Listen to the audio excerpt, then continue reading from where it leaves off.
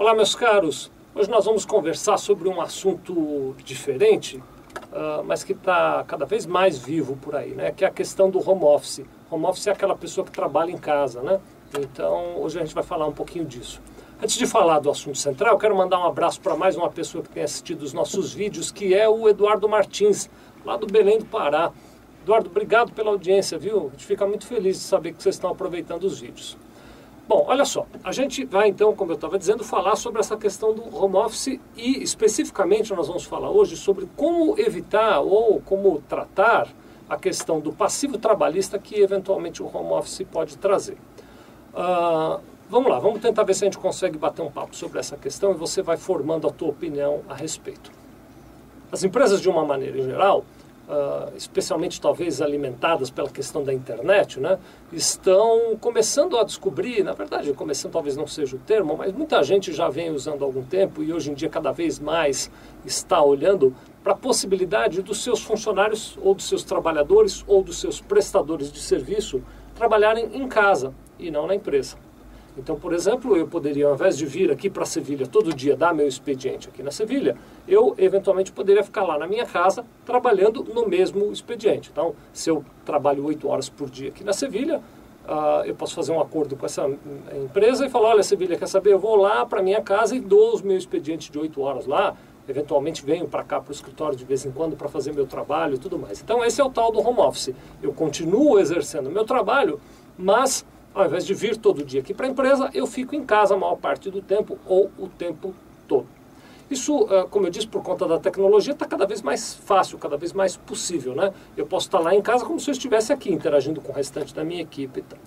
Bom, o que eu quero dizer para vocês é o seguinte, não existe uma legislação ou não existe uma previsão na CLT, a CLT, você sabe, é a consolidação das leis do trabalho, não tem lá na CLT uma previsão específica de como é que funciona a relação de emprego quando o trabalhador fica na sua casa.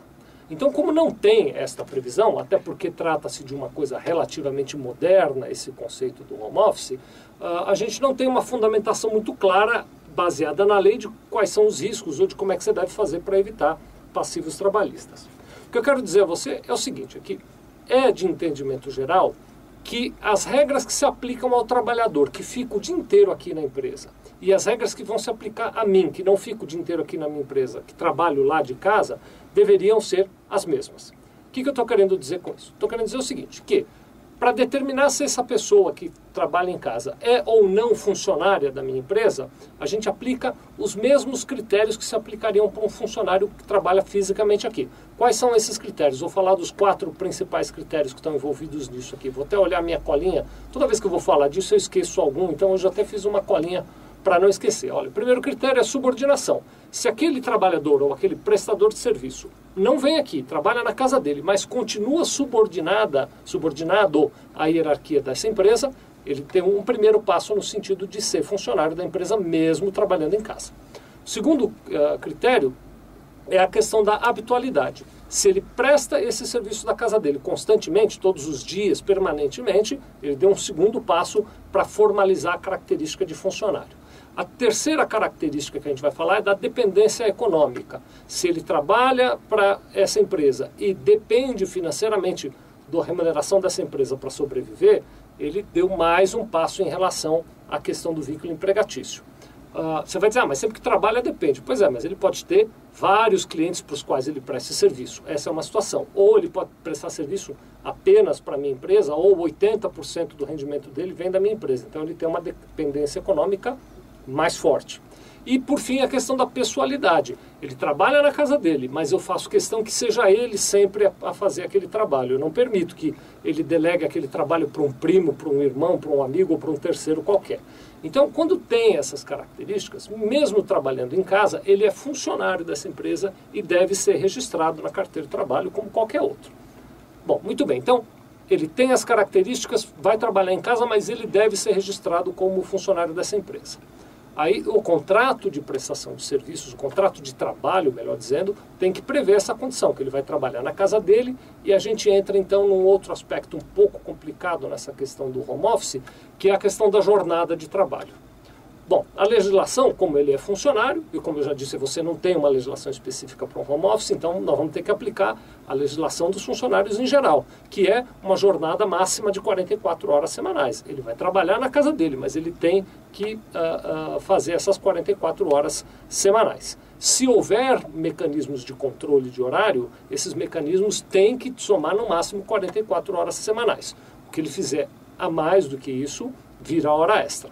E aí a gente entra um pouquinho mais na questão do passivo trabalhista que o home office pode dar, porque o funcionário vai trabalhar na casa dele, se você não controla o horário e ele também não tem nenhum tipo de prestação de contas para fazer para você com relação ao horário, um belo dia ele entra na justiça e diz que trabalhava 18 horas por dia, que tinha trabalhado sábado, que tinha que trabalhar de domingo.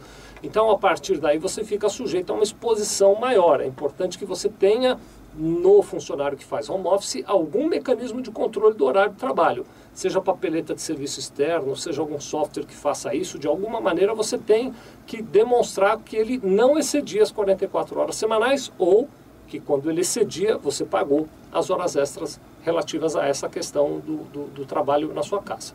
E por fim, um cuidado que eu recomendo é que, apesar dele ficar em casa, ele tem que ser integrado no grupo da empresa. Então, reuniões, circulares da empresa, comunicações, tem que incluir esse trabalhador que está na casa dele para que ele também se sinta membro do grupo e amanhã depois não venha questionar questões como assédio moral e tudo mais.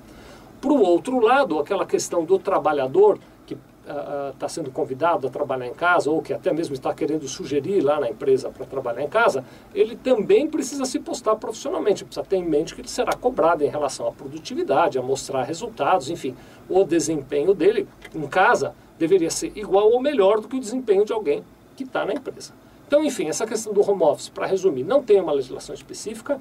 Eu te dei aqui algumas sugestões de alguns cuidados que você pode pensar em tomar. Se você quiser, é sempre recomendável, vai bater um papo com o teu advogado trabalhista para também entender a opinião dele. E o cuidado é sempre fundamental nessas questões, tá bem? Muito obrigado.